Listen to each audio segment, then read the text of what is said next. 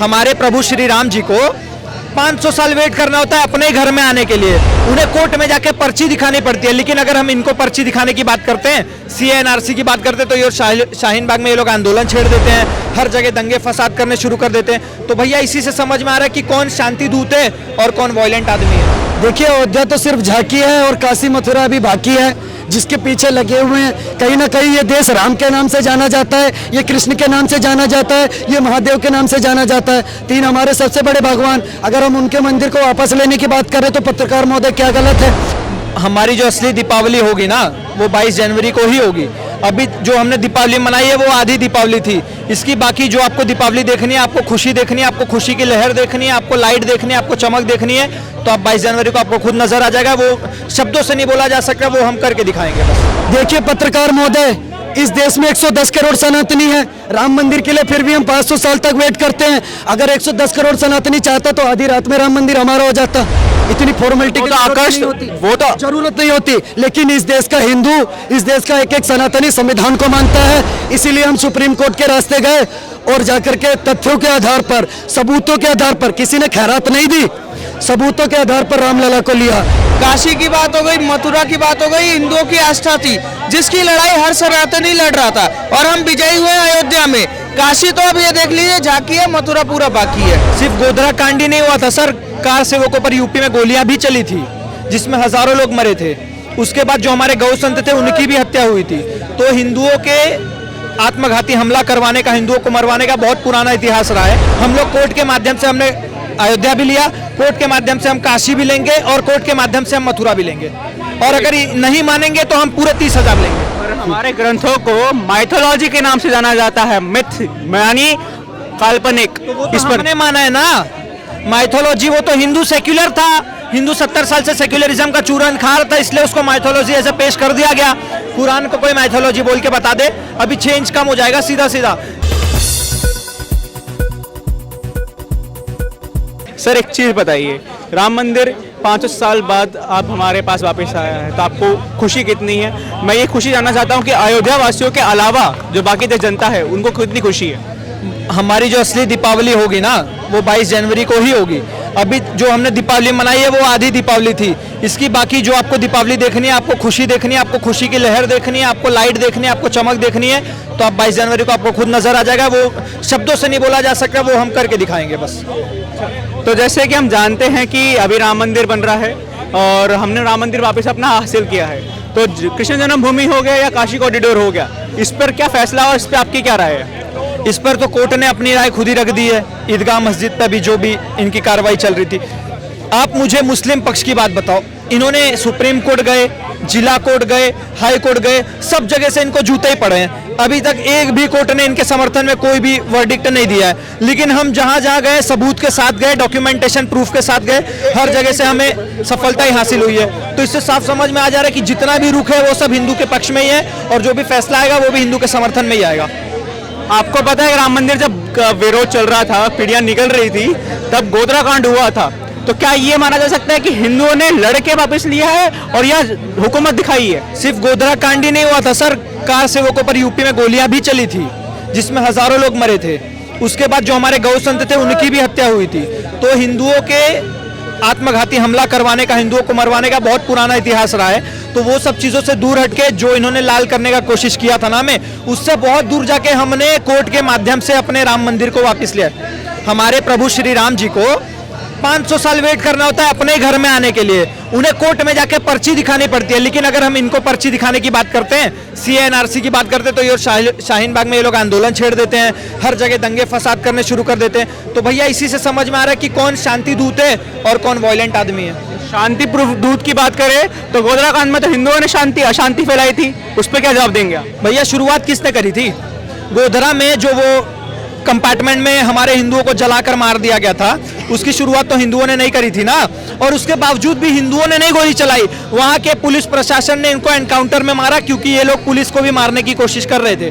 तो हिंदुओं का इतिहास रहा है कि हिंदू कभी भी अशांति नहीं फैलाता, ना ही किसी को मारने काटने में बिलीव रखता है। हम लोग कोर्ट के माध्यम से हमने अयोध्या भी लिया, कोर्ट के माध्यम से हम काशी भी लेंगे, और कोर्ट के माध्यम से हम मथुरा भी लेंगे।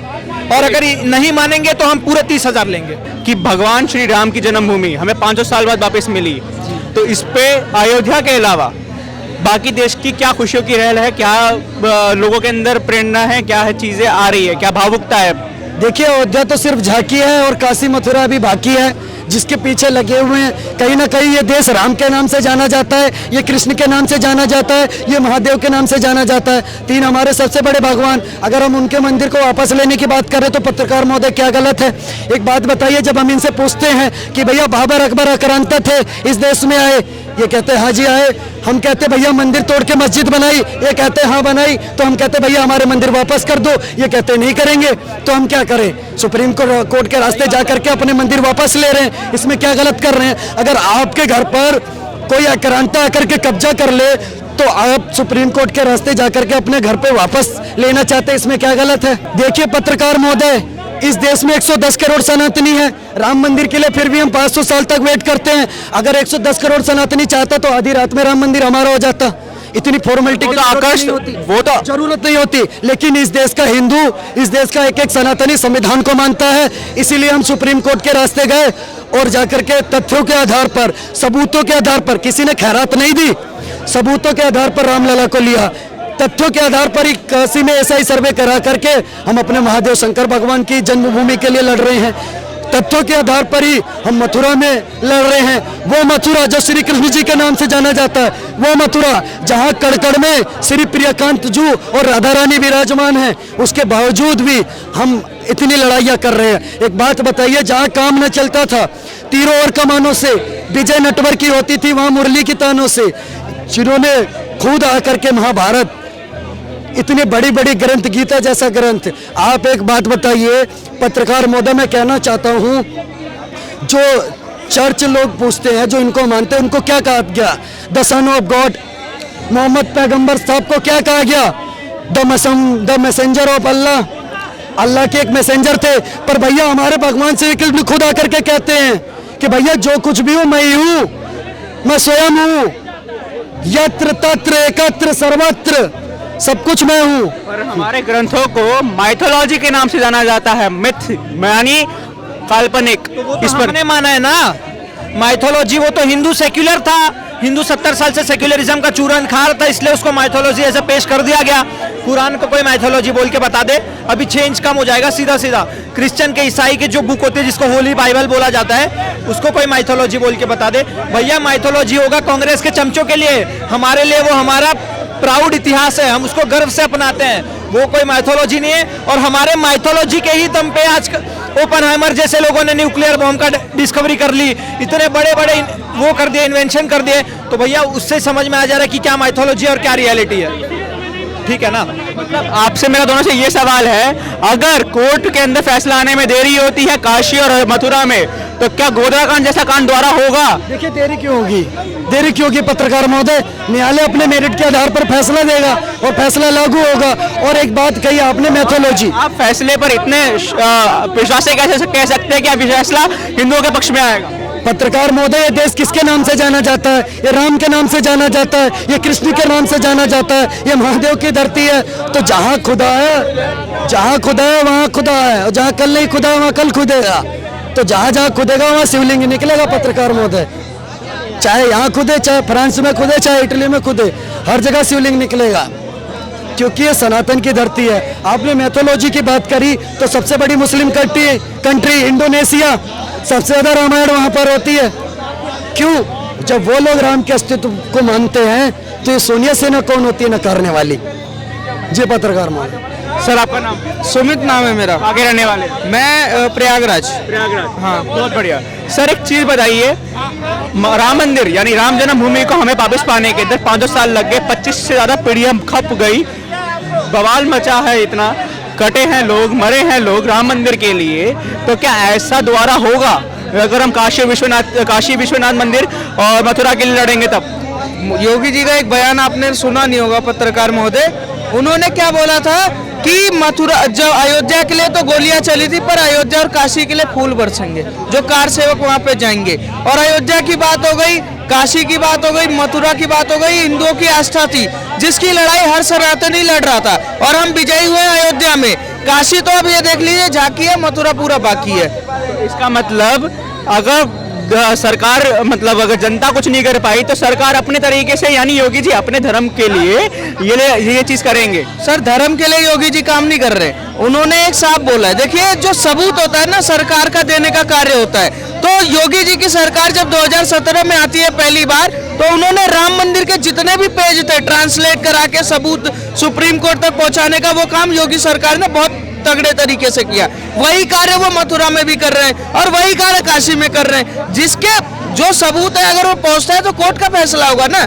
इसमें तो एक तरीके संवैधानिक तरीके से कार्य करके और जिसका हक है उसको दिला रहे हैं। पर मुख्यमंत्री तो दोनों धर्मों का होगा ना, हिंदू का भी होगा मुसलमान का भी होगा। जबरदस्ती थोड़ी ना होगा। एक बार बताइए जो सत्य है जो सनातन है उसी की बात करेंगे ना। आप एक बार बताइए मुझे, अगर काशी की बात करें तो काशी के जो नंदी हैं वो ज्ञानवापी की तरफ उनका मुंह है, ठीक है, वहां पर शिवलिंग है जो कि अभी कुएं से दिखे भी हैं। तो जो सच्चाई होगा, जो सबूत होगा, जो वहां के मंदिर की क्रियाकलाप दिखाएगा तो वही तो सुप्रीम कोर्ट फैसला देगा, वही सरकार वहां पहुंचाएगी। इसके अलावा क्या कर रहे हैं? अगर मान लीजिए वहां उनका दूसरे पक्ष का कुछ रिपोर्ट होता है तो उनके पक्ष में आएगा, अगर हमारे पक्ष में होता है तो हमारे में आएगा। ये तो एक संवैधानिक प्रक्रिया है। दूसरा आप कहते हैं कि अरे योगी जी धर्म के उस पे कर रहे हैं। योगी जी धर्म पे नहीं, संविधान पे रहकर जो सच्चाई है, जो सबूत है, उसको वहां तक पहुंचा रहे हैं। और ये पूरा सत्य सनातन का है, क्योंकि चाहे मथुरा वाला, चाहे अयोध्या वाला हो, चाहे काशी वाला हो, हर वासी जानता है कि वहां पर उनके भगवान बसे हुए हैं और हम उसको लेकर रहेंगे। कोई नहीं रोक सकता इसके लिए। तो मोमडन्स भी तो जानते हैं कि उनके भगवान भी तो वही हैं। वो उनके भगवान कहाँ हैं वो जानते होंगे, मुझे अब नहीं पता वो कहाँ कहाँ क्या क्या कब्जा करना उनका काम है। उन्होंने जब आए लूटपाट, जिसको कह रहे हैं कि उनके भगवान है, पर उनको जानकारी के लिए बता दें जिन्होंने वहाँ मस्जिद बनाया वो लुटेरे थे। मुगल हो, बाबर हो, कोई भी, वो भ्रष्टाचार लूट के यहाँ से पैसा ले गए, उन्होंने यहाँ वो बनाया। अब हमारा पक्ष बनता है कि वो जो गुलामी की निशान है उसको खत्म करें ना, भारत की संस्कृति को वापस लाएं। मुगल जो थे वो गुलाम बना के गए थे, और अगर आप जो गुलाम बनाए उसको आप बाप मानते हैं तो आपसे बड़ा अत्याचारी बेटा तो कोई हो नहीं सकता इस भारत के लिए। चलिए, धन्यवाद।